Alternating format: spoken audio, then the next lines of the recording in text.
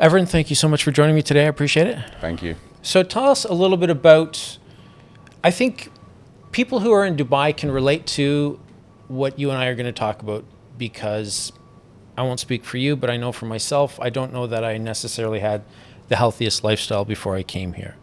And I don't know if it's something about the city, about it's maybe having a little bit more disposable income or a little bit more time on your hands. But I think I've gotten into the best shape of my life since I've been here. And I think part of what we want to talk about today is your journey and how you made that decision to switch things up in your life and to embark on a completely different road than where you were maybe 10 years ago.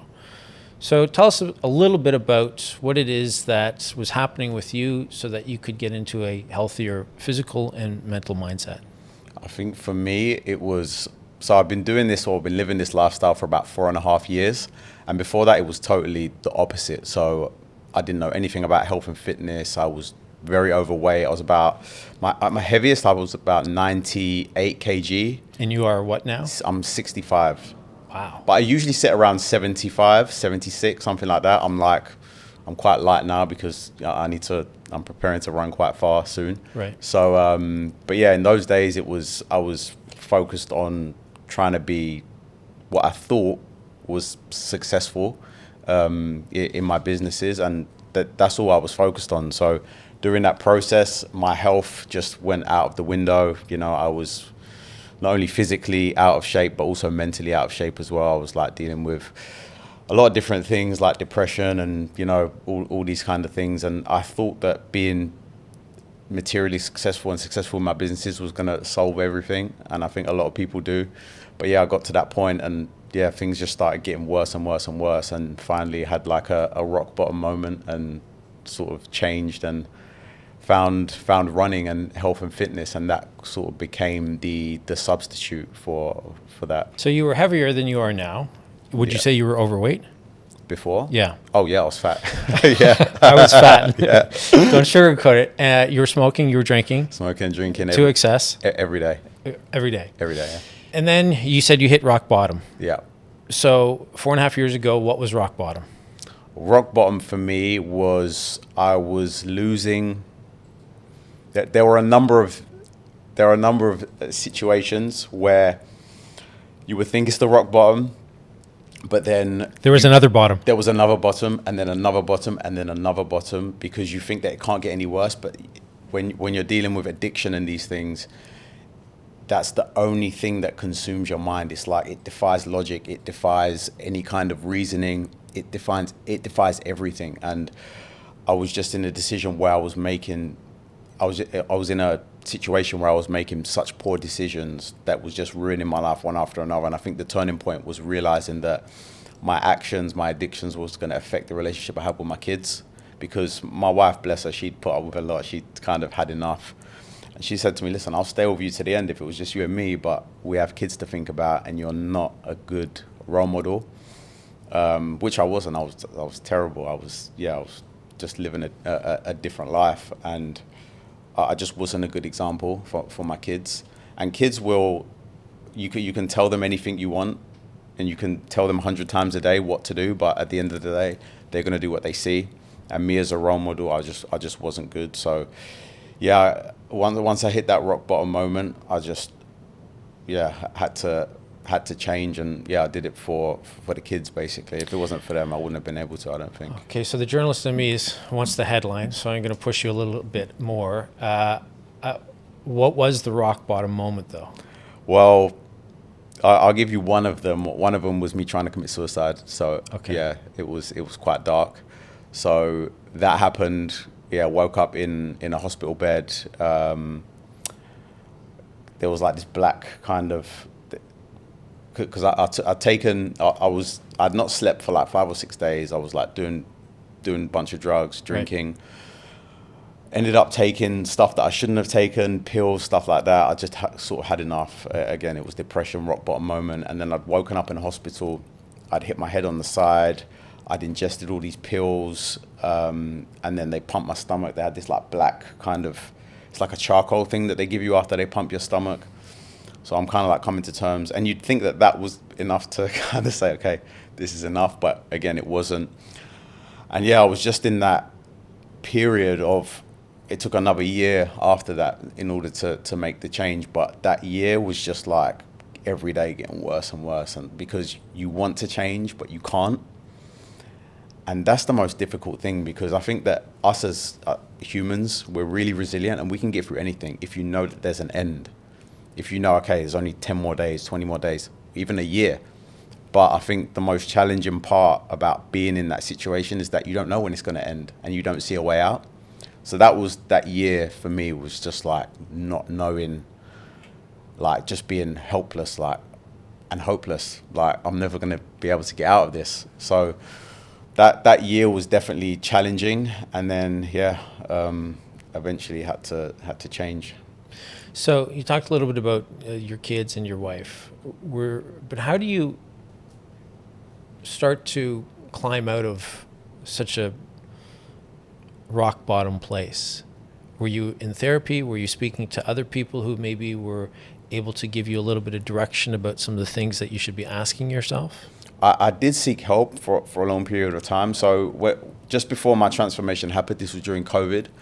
And as I said, my wife had enough. She was like, okay. And I'd finally sort of understood it was the last straw, because she used to always be on me. She was the only person in my life that was like, please, look, we love you. You have to stop. You have to stop. You have to stop. And she would we get into these arguments and stuff. And then one day I had completely went off the wagon. And I remember she'd come in and she didn't say anything. And then that's when I knew that, okay, she's had enough. So I was like, okay, I'm going to give it one last try. Just I know you've had enough. Just give me one last try. I'm going to try my hardest this time. And so, again, we was in COVID and we was in Turkey at this point, so couldn't travel, couldn't do anything. And then I said, okay, I'm going to stop. About 2 weeks later, it'd been 2 weeks of not drinking or not smoking, and it was getting tough. So after that 2 weeks, I was trying to seek help from therapists and stuff like that. And I'll never forget, I had this appointment with supposed to be the best therapist out there. It was a Zoom call. Sat down, and then 5 minutes before the call's about to start, they call me and say, oh, by the way, we have to cancel the meeting. Something's come up. And I just remember sitting there in that room thinking, in front of my laptop, thinking, no one's coming to help me. If I'm going to do something, I'm going to have to do this myself. So I'm thinking about ways that I can kind of substitute what I have, because someone always told me, or something that I heard at the time was, you shouldn't try to take something away, you should try to replace it. So I was like, okay, what can I replace this with? And I thought, well, everyone's running right now. It's lockdown, it's COVID, I'm gonna try running. And that's kind of how it all came about. And had you ever been a runner before? No, never. The furthest I ran at one time was at school. I remember they made us run 5K. And that was the furthest I'd ever ran at one time. And now that you're in a much better place mentally, physically, do you ever think about finding something else beyond or besides the running? And I'm going to speak for myself. I couldn't imagine running for more than 5 or 10 minutes. Yeah. I think I can do it, but I just think that I would rather do so many other things instead of that, specifically in the gym. Yeah.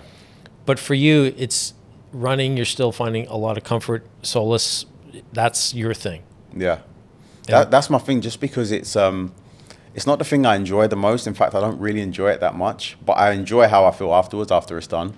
I'm like you, I like lifting weights, and I like, I like going on my bike and stuff like that. But I think the running is just so tough that I never want to, I never jump out of bed and be like, oh yeah, I can't wait to run. It's always a grind to kind of get going. But then after I'm done, I feel great. And it's that solitude, it's just being out there. It's kind of minimal, you can kind of do it anywhere. So that's the thing that I found in the running that helps me. But it's not the thing that I like to do the most. It's definitely. So what is the thing tough. that you like to do the most? Yeah, like lifting weights. I like lifting weights. It's nice because you can be with someone, or you can listen to music or stuff like that. Get pumped. It's nice. And also, I would think that one of the things about running is that if you're going to go running for 5K or 10K, or you're going to go for an hour or 2 hours, you can't really shorten it so much, right? Yeah. Whereas you can get a pretty good quick and dirty sort of workout in with weights Yeah. and sort of be on your way. Does it ever get to the point where you start thinking, I don't know that I want to devote, 2 hours today to running? No, not really. I mean, I just kind of, I know how I feel when I don't do it. Right. So I just want to get it done, and I just try not to make excuses. Like when we moved here to Dubai, that was a big turning point for me in terms of like my schedule. Right. Because I used to wake up at like 6 a.m., get my run in, and then start work. But now, because the kids started school, they start early. They have to be there at like 7:30. Right. So it's like, okay, well, I guess I'm gonna have to wake up a lot earlier now. So yeah, that's my routine. Wake up at 4 a.m., get the run done, take the kids to school, and then start work immediately, and then it's done. So getting up at 4 a.m., that means going to bed at what time? I should go to bed earlier, but it's anywhere between 9 and 11. I try to get to bed as early as I can. I'm prioritizing recovery and sleep now, where I haven't previously. But yeah, I try to get in bed earlier. Also, you're 34. Yeah. Quite young in my mind, but still, you're getting older, Yeah. and recovery is important. Yeah. Are you a napper in the afternoon? Sometimes that's my favorite thing to do. Sleep or napping? Favorite thing to do, napping. Not Napping. sleep, napping is my favorite And thing. for how long? Is it like a cat nap, or is it like? My friends make fun of me all the time. I could if let's say I get home and like I don't have to be anywhere or do anything for like the next 20 minutes, I'll just wherever I am, like I'll just go straight to sleep. Like I'll just take a And you nap can fall asleep that quickly? immediately, just Wow. because I think it's just the build up of fatigue.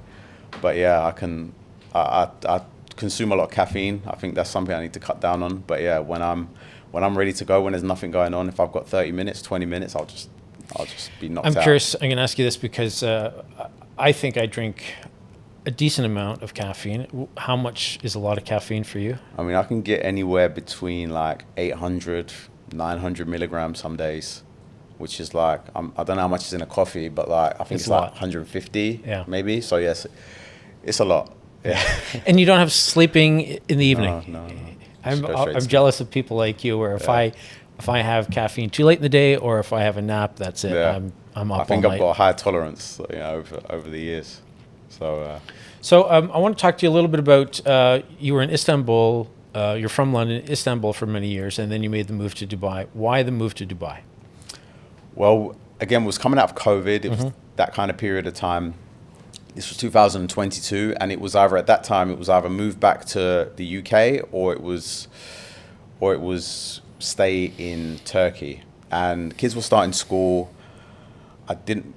London was a mess at that time. It was a pretty unsafe area. Istanbul was the same. So we'd come to Dubai like many times. Like we had friends here and stuff. We used to come for vacation. So we thought, that seems like the safest place to come right now. So we thought we'd come, put the kids in school, and see what happens. And then been here for 4 years now. 3 years we've been here. So one of the things that brings people here and then keeps them here, of course, is work. Yeah. So you founded a shoe company in 2010, 2015? 2015. Yeah. 2015. Yeah. And it's called Mallet. Yeah. And tell us a little bit about the shoes. So we started in 2015 out of my dad's warehouse, and at that time, luxury sneakers were booming. They were really becoming a thing, and for us, I remember when we were kids, it was difficult to want to buy those kind of shoes. So we thought, why don't we make a sneaker which is just as good, but it's a little bit more accessible for everyone. So that's what we did. I made a prototype. We liked it, made 4 or 5 colors, put them online, and we were in business. So we started in 2015, and we've just been progressively going global with that brand. So we have a really good presence in the US now. We sell in Canada also, and the business here in the Middle East has been really growing as well. So you have stores, or your products are in other stores? Our products are in other stores, so we distribute to luxury retailers here in the region. Like Unas, Harvey Nichols, places like that. And then we also sell on our own online platform as well here in the region. And the fact that you make, what do you call them, sneakers, running shoes? Sneakers or trainers. We call them trainers in the UK. Trainers. Did that have any impact on why you decided to run? Obviously, you're not running in your shoes. Yeah. But do you think that played a role, or by happenstance that you make shoes and then you got into running? Yeah, I think it was just coincidence. Because our shoes are not made for running. Yeah, they're more made for the look and the aesthetic. Yeah, I wouldn't want to try to run. But in our shoes. you do have a partner now for your running shoes. Yes, And that is? Puma. And how did that come about? That was another crazy story. So my son had just started year 2, and in school there's like a theme for like the whole year. So that in his theme was cats. So each class gets the name of a cat. So he was in Puma class. So we're walking through Dubai Mall. He's just started the year, and he said, "Oh, Daddy, Puma. Let's go into this store." And Puma was a little bit on my radar because some of my friends in the UK were sponsored by Puma. They're like really good athletes. So I'd like been seeing the content and stuff, and it was kind of in my mind. So I said, "Okay, let's go in." And I was like, I wasn't kind of dedicated to one brand at that time. I was just bouncing around various different brands. And yeah, went inside the store, and I saw a shoe called the Mag Max, which is something that I'd seen on social media. I said, I'm going to try this shoe on. So I tried it on, and I was like, oh, it feels really good. I think I'm going to take these. So I took them and just had the best run ever. Like, I ran 30K the next day, didn't even feel sore. It was just so bouncy, so comfortable. It's what we call a max cushion shoe. So it's got like a really thick, kind of bouncy sole. And Puma make it from the nitro foam. So it's really responsive. And I was just like, wow, these are great. So I just started wearing Puma every day. And this was last year. And my videographer, Gabriel, at the time, his mother worked at Puma. And he was like taking my videos and stuff. And he said, I noticed you wear Puma all the time. He said, do you want me to chat to someone there? Maybe there'll be a partnership conversation. So I said, yeah, why not? And it sort of evolved really, really naturally. And yeah, I still say to them all the time, even if there wasn't a partnership, I'd still be wearing their shoes because I think genuinely, they're the best shoes out there because I tried everything and I stumbled upon them in Dubai Mall. And yeah, I've never worn anything since then. I think those are the best endorsements. And I think that people are media savvy enough nowadays to know when they see a high performance athlete selling McDonald's, we know that that's BS. yeah. Because maybe they like the taste, but we know that they're not going to a McDonald's on a regular basis, right? 100%. But it's the ones where, I would be wearing this even if, I didn't have a partnership. I'd still be doing this because I believe in the product. Yeah, absolutely. But this month, mid-November, you're going to be running across from where to where? So we're going to be doing 3 different countries. So we're going to be doing Qatar, Bahrain, and the UAE. And you're running across all 3? Across all 3, yeah. From whatever the widest distance is, that's what we're going for. So in Qatar, we're going north to south. Yep. Same for Bahrain, north to south. And then in the UAE is a little bit different because it's the 7 emirates.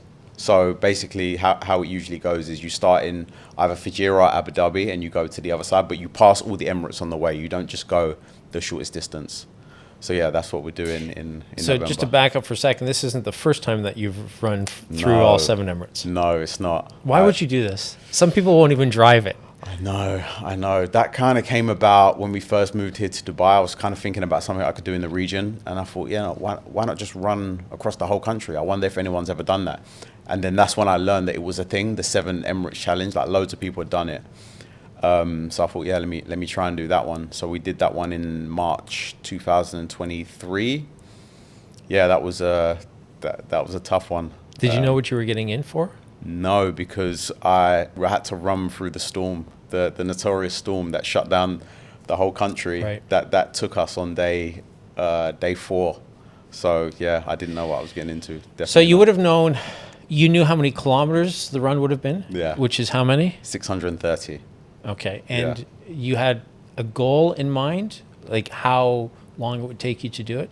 Yeah, so I wanted to break the record at the time, which was, I think the record was 6 days, 15 hours or something. So I wanted to go under that. So I wanted to go under 6 days at least and closer to 5 days. So anywhere between 5.5, 6 days. Right. But yeah, once the storm hit us on day 4, that was when it kind of, I still got the record, but I was slowed down quite a lot. So how long did it take you? 5 days, 22 hours, 57 minutes. Okay. So where were you at the worst part of the storm? So we had no idea this was going to happen. So we started. Well, in fairness, I don't know that anybody in the country It was knew it was going to crazy. be as bad as it was. It was crazy. So we started in the Abu Dhabi border, the Saudi border.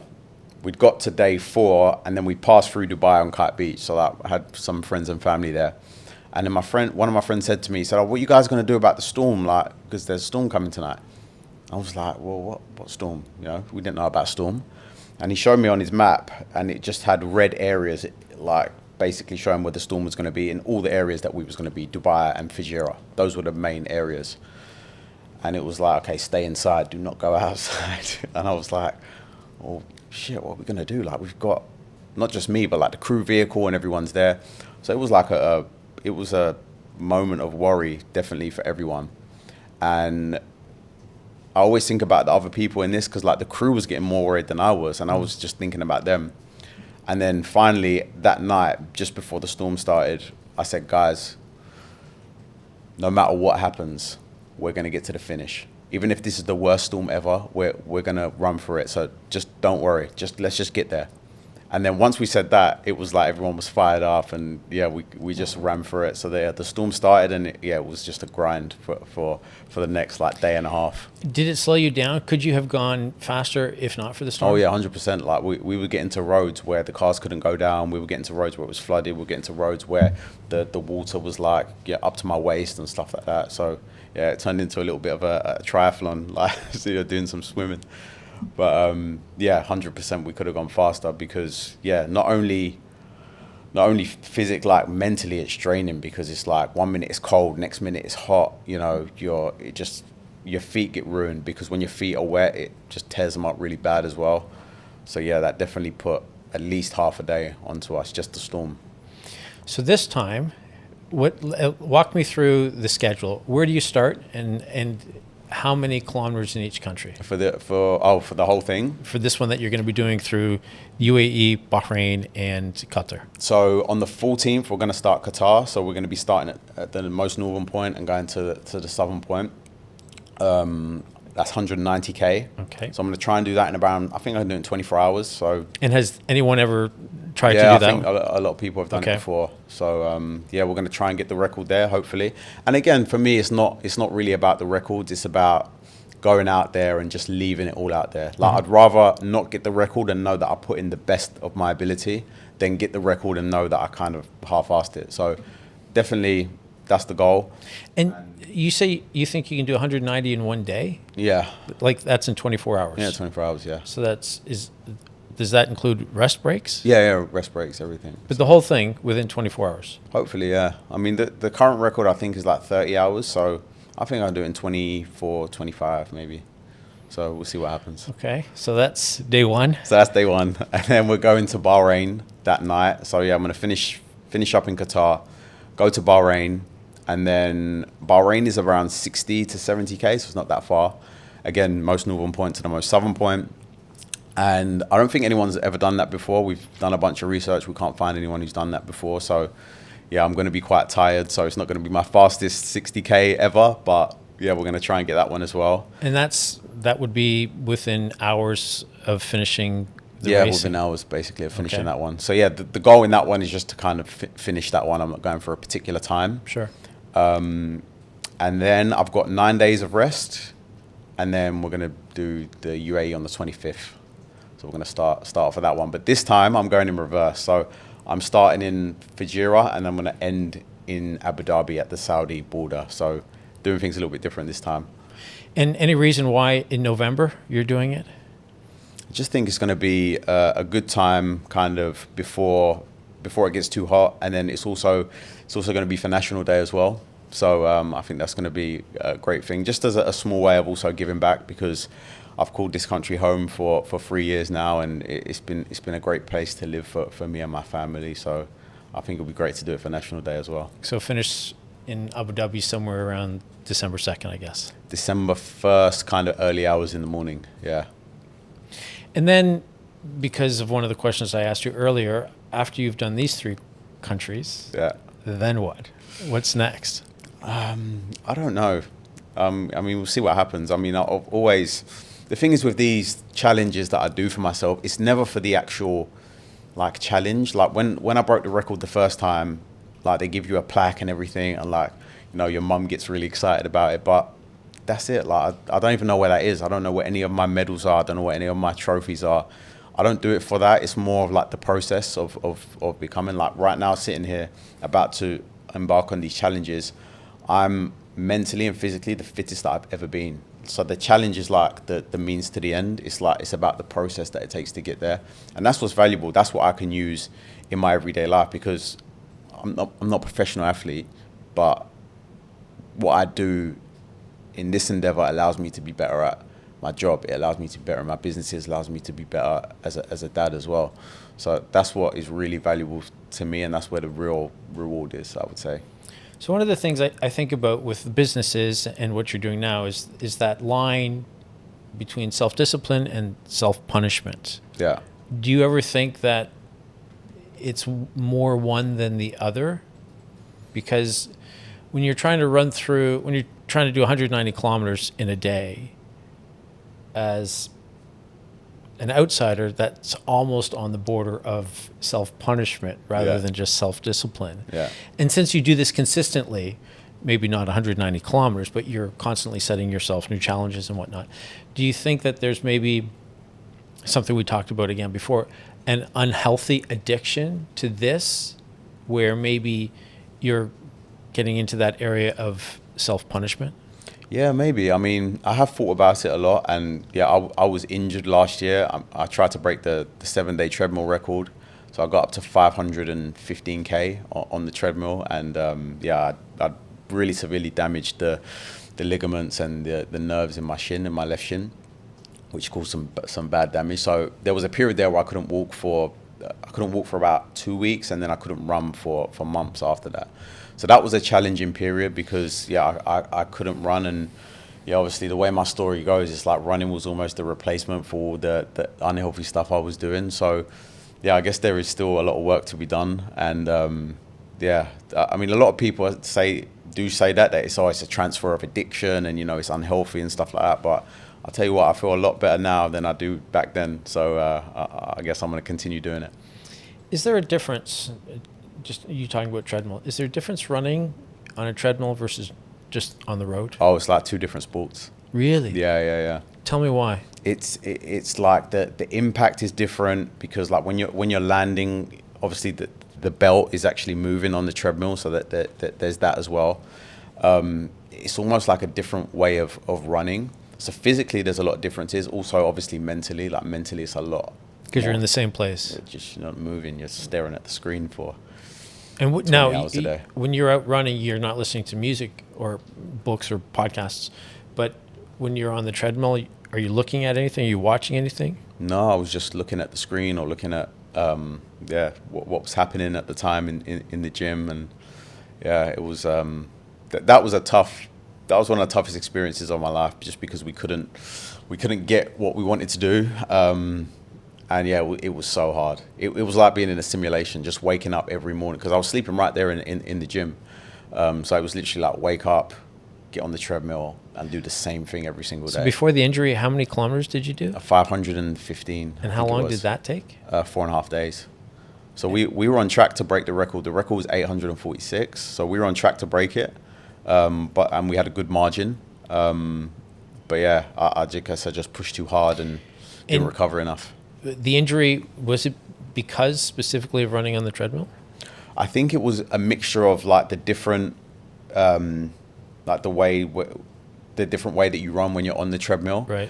And I guess not resting enough and not having enough like physio and stuff like that, right? Because I guess I didn't prioritize that as much as I should have in the build up. So mid-November, you're going to be running these 3 countries, and then at the end for National Day, you'll be doing the UAE. Then what? Have you thought about what's next?